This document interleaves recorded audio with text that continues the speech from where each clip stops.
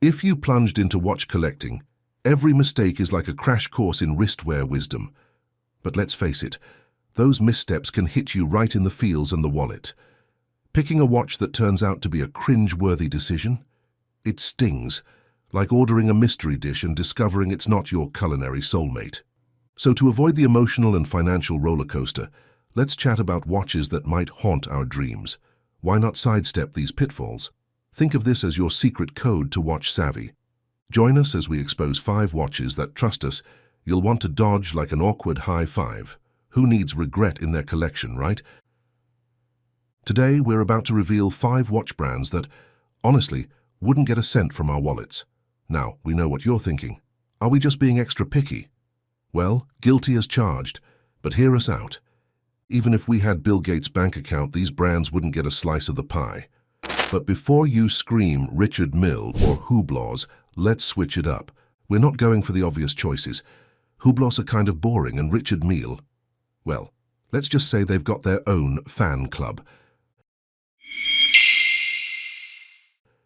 Number 1, IWC.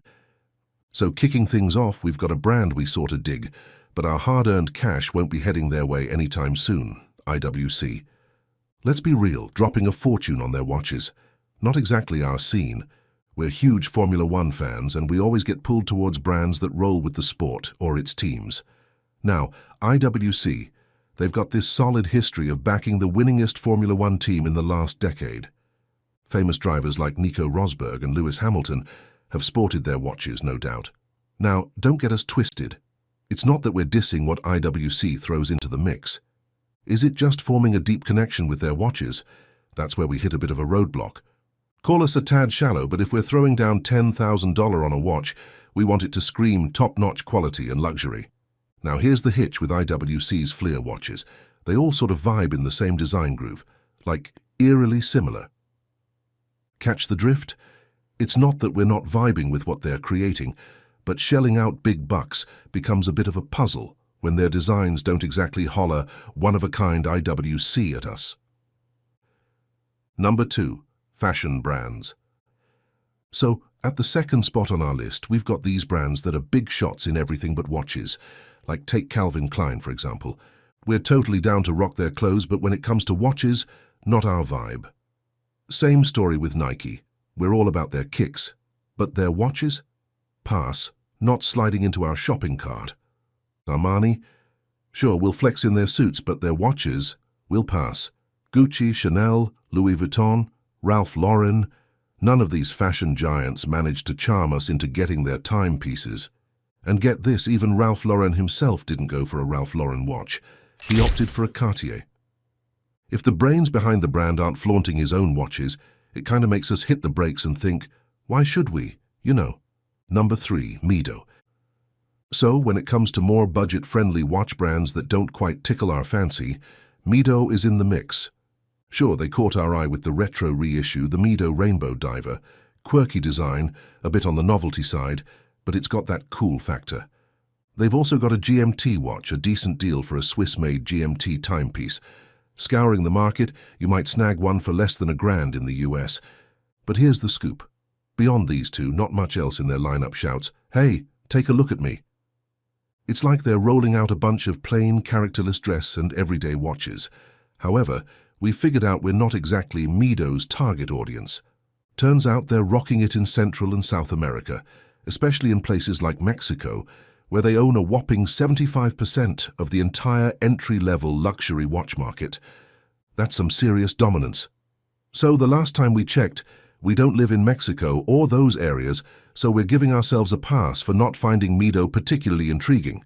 After all, they're not exactly reaching out for our wrists in the first place. Number 4, Meistersinger. So here's the buzz with these guys. They're all about watches with just one hand. Yep, you heard us right. One hand. It's like this brand is made for folks who've already explored every other watch brand and style out there, and then one day they wake up and go, you know what? I need a watch with just one hand. Now, we don't know about you, but we're not feeling that vibe in our watch collecting journey. Plus, these watches aren't exactly budget-friendly, starting at around $1,500 because they're packing Swiss movements. Now, here's the twist. Why stick a Swiss movement into a watch that only needs one hand? We find it kind of funny that they've got a section on their website labeled Novelties, as if their entire watch lineup doesn't already belong to that category in the first place. For us, Meistersinger watches feel like hitting the end of the road, and we're not ready to slam the brakes on our watch journey, so we'll just casually pass on them. Thank you very much. Number 5. Bremont. Apparently Bremont got this kind of recent connection to Formula One, which, to be honest, doesn't really float our boat. Even with Formula One star Nicholas Latifi repping their watches, we just can't seem to catch the charm of Bremont. They're like the new kids on the watch block, starting up about 20 years ago. And when we check out the cool peeps they snag as brand ambassadors, it's pretty clear they're going for that special forces or rugged vibe in their marketing. Totally their thing, but for us, it's a bit of a meh.